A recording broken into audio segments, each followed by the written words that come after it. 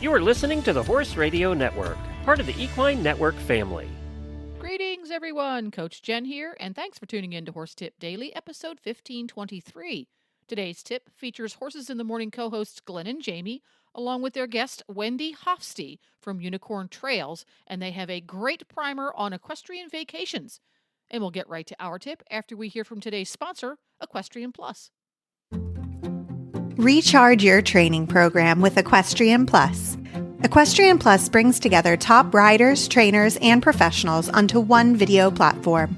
Watch over 5,000 how-to training videos, clinic and event footage, exclusive training sessions, and more featuring top experts including 5-time dressage Olympian Stefan Peters, 5-time Olympic show jumper Ann Krasinski, Olympic eventer and silver medalist William Fox Pitt, and more.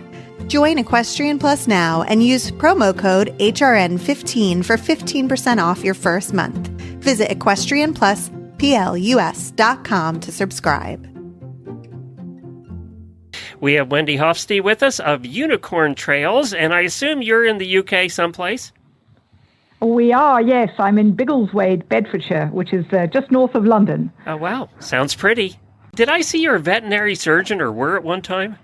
Yeah, I still am, but that's how I started, and then wanted to see the world because travel is my other obsession, and then ended up working as a vet in the UK in England, and saving all my money for 6 months and taking 6 months off and traveling until one day we decided to travel on horseback, just all together, myself and two other veterinary friends. They're from New Zealand. And then you ended up starting a travel agency. Now, do you go to all of these places and then look at the horses as a veterinarian? Are you always critical? Yeah. Yeah, I am, I have to say. We send you places which have happy, healthy horses. And I visited 95%. I mean, at the moment, we have 330 programs. Wow. With 180 partners, yes. So in 56 countries. So I can't go to all the new ones, although I make a pretty good attempt. And I've been to 95% of them. Wow. But the rest of my staff go to the rest. And we have other vets on the staff as well. So, we are fanatical about making sure that the horses are in good condition. What's the advantage of using a company like yours instead of booking directly? Well, I think it's really important for people to get personal independent advice, because you call up a place. Well, first of all, places can look completely different on the internet than they are in real life. So you've got to be a bit careful about that. But then say you find a place that we list. You call them up and they'll say, yeah, we're the perfect place for you. But, everybody has different expectations. Some people are focused on the riding or particular style, say Western or English.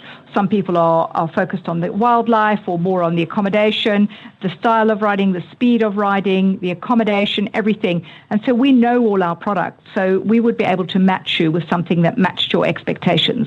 Now, it's so overwhelming when you go to your website because there's so much offered. So I guess the first thing somebody should do when considering a riding holiday is just kind of where in the world they want to go. Is that the first consider? Obviously, budget. That's just a given. But yeah, I think it's when you want to go, because certain and how long you want to go and what your riding ability or what you want to do. Do you want to ride just 2 or 3 hours a day and have a lovely vacation, or do you want to actually spend as much time as possible on a horse and that sort of thing? And then because if you want to say go on a safari, there's a rainy season, the short rains and the long rains in Kenya, and then there's the flood season in the Okavango Delta in Botswana, and there's South America, across the Andes, for instance, you can only really do in December, January, February. The rest of the time it's all snowed under. So really depending when and what sort of riding, and then where.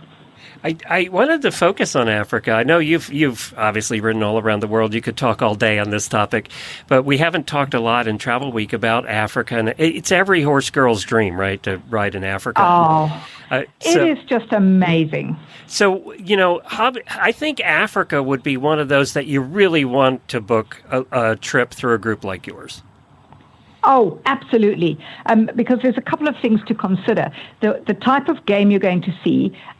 Some game can be dangerous if approached wrong. Some game, it really doesn't matter. They're just going to run away if you fall off your horse in front of them.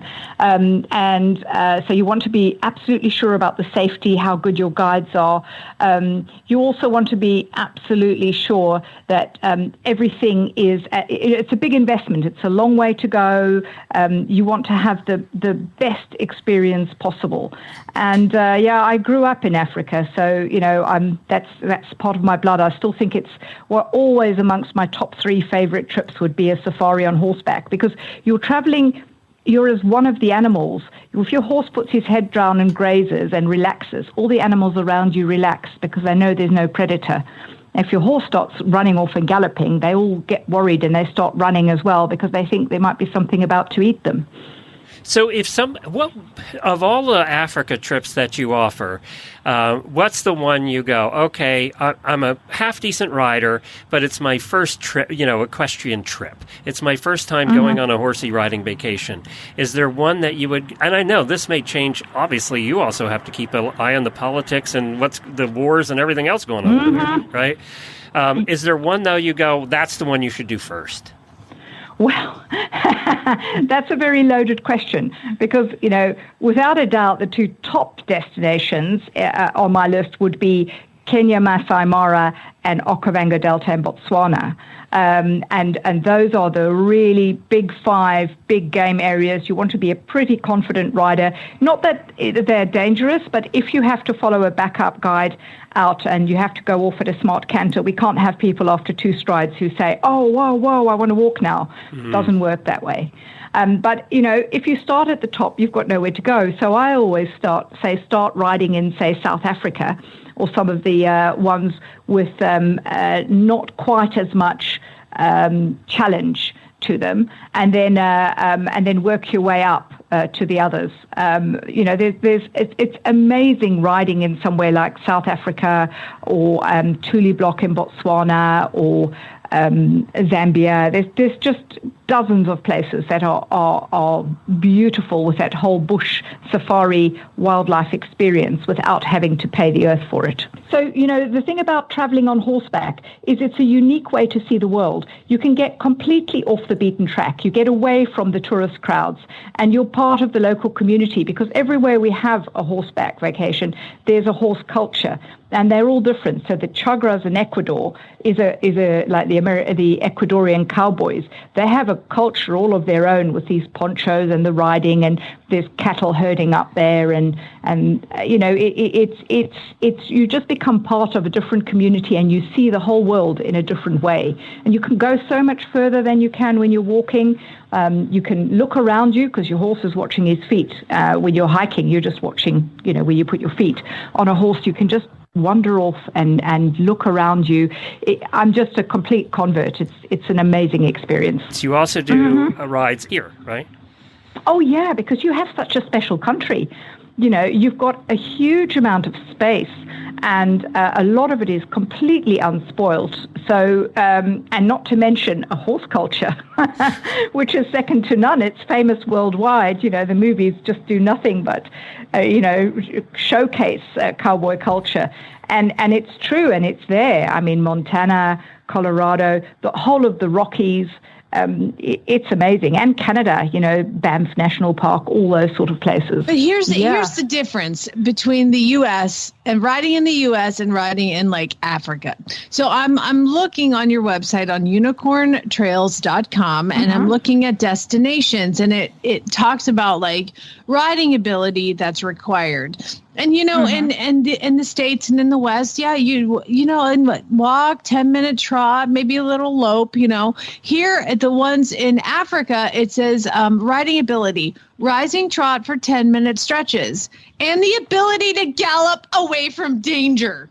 Like, that's awesome. This is one of the things people will often exaggerate their riding ability a little bit, but we find they don't really do it when it comes to safaris. And in fact, if anything, people underestimate their riding abilities. And we're really happy with that, because there's nothing worse than going on a ride that's, advertised for good riders, and then somebody can't ride and you're having to, slow down. And that's what we specialists are about, making sure that doesn't happen to you. I don't ride. I'm a horse husband, but I drive. I drive carriages. Is there a carriage driving vacation? Oh, yeah, there is. We've got one in Norway, which is amazing. And I'm just working on a new one in South Africa, actually, in the Cape. So that is actually surprisingly popular, not only for people who don't ride, but also for people who used to ride but feel like they can't really do a day in the saddle anymore. And there's also combinations. There's sort of places where the husbands can fish and, people can ride, or where the husbands do mountain biking tours. We've got one in the vineyards of Alsace in France where, you can mountain bike and ride and meet up for wine tastings, those sorts of things. Wendy, the website is unicorntrails.com. You've been a great guest, and we love talking to you. I appreciate it. Thank you. You're welcome. Well, there you have it. Horse Radio Network has thousands of engaging podcasts for horse people, and you can have them sent right to your phone. Just subscribe via your favorite podcast player. This is Coach Jen, and I will be back again soon with another tip. Until then, go ride your horse. The Horse Radio Network and the Horse Radio Network hosts are not responsible for statements made by guests on the Horse Tip Daily. Please use your own judgment when listening to the tips on this show.